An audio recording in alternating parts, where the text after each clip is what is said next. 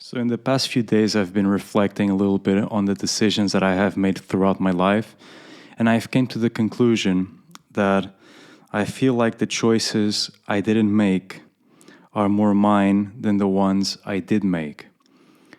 And so, at first, this doesn't make a lot of sense, but I believe that anyone who is a classic overthinker suffers to some extent from this, because when you are deciding what you're going to do with your life, if you tend to overthink, you're going to be considering a lot of different viewpoints. You're going to be considering a lot of scenarios, probabilities, and just be extremely focused on the theoretical outcome of any event.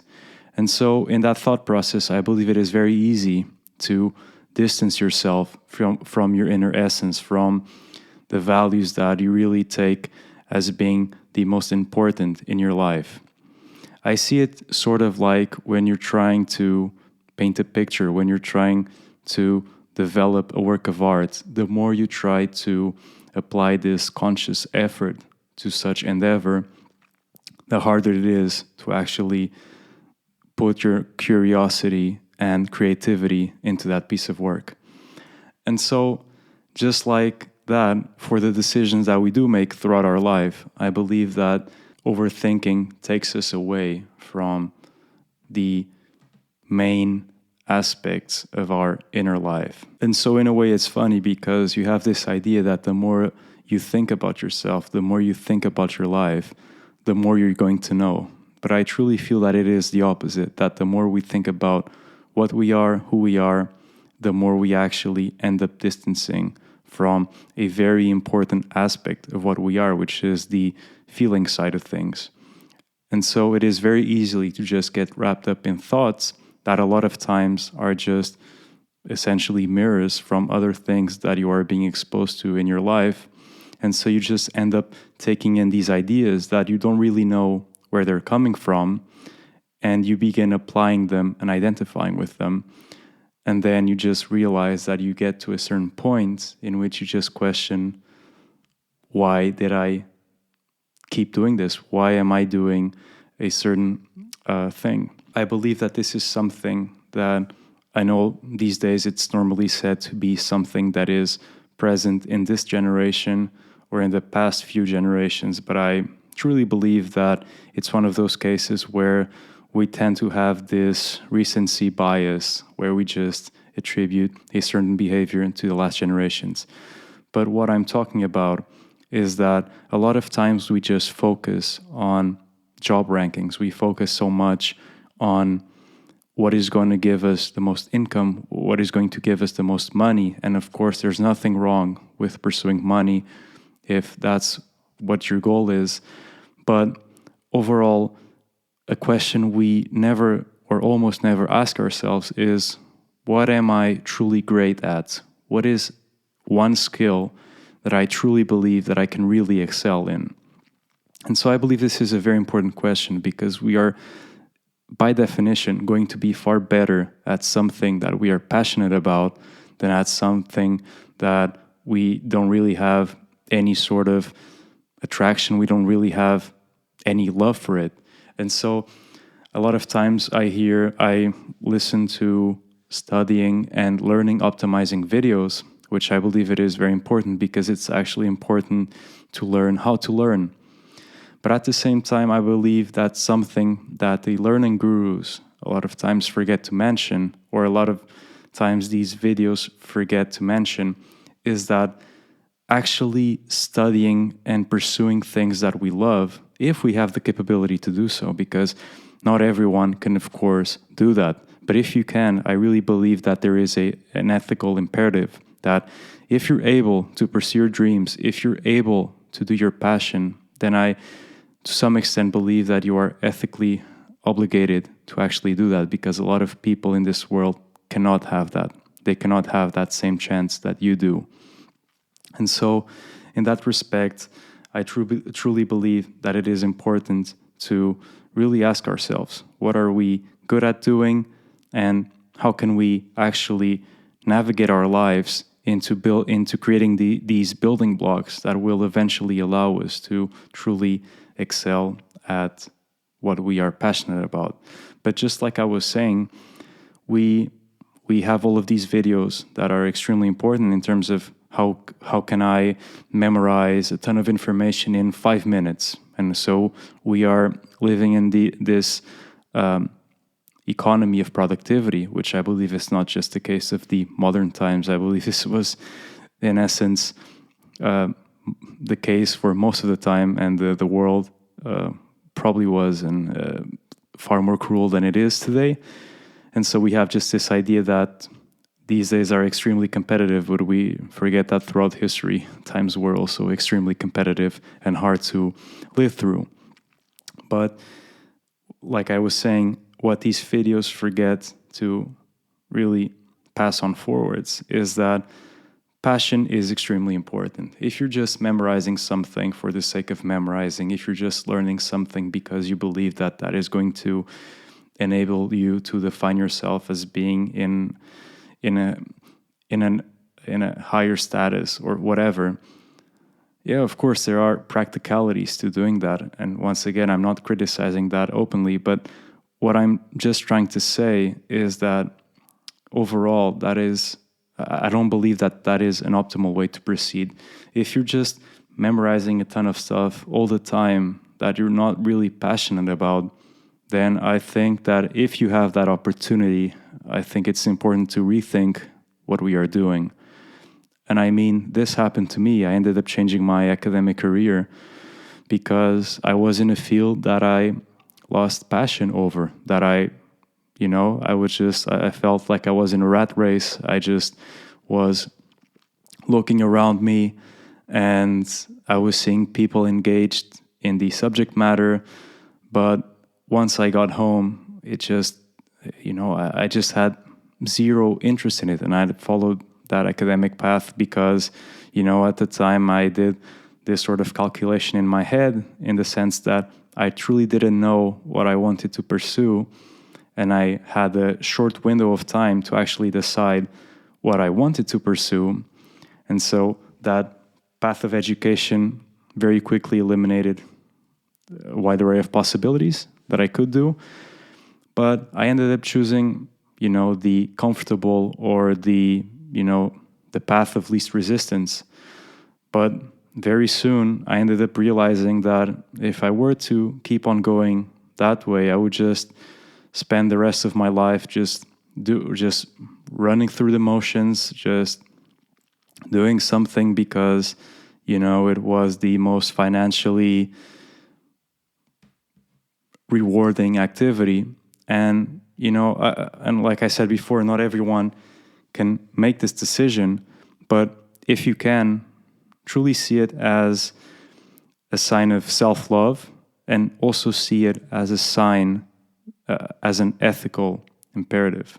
Another quick point which I would like to touch upon is the idea that a lot of times we believe that life needs to go a certain way and that if it doesn't, we should be angry about it.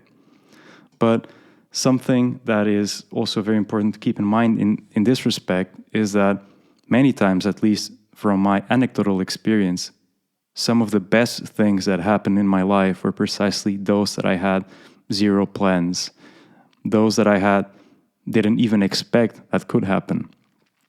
And so I believe that we put a lot of importance or we put a lot of value in our cognitive processes. We believe that our rationale and our ability to construct narratives and analyze facts truly empowers us to have the perspective of how the world should be, but I truly believe that that is wrong. And of course, we know that in some psychoanalytic dimensions, there's this idea that, the point of psychoanalysis is that people don't really know what they want, and so they need to go through this introspective process to truly understand what motivates them, what drives them, and what they ultimately want.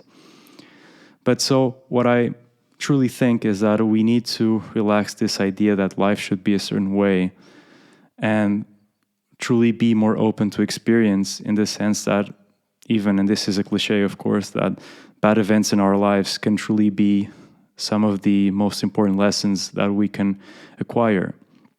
And so with this, I'm not romanticizing trauma. I'm not romanticizing some of the horrible things that go on around the world. But a lot of times you only have one one way to deal with the situation, which is if you can't really do anything functionally or practically, what you can do is find a way to make that experience make you a better person.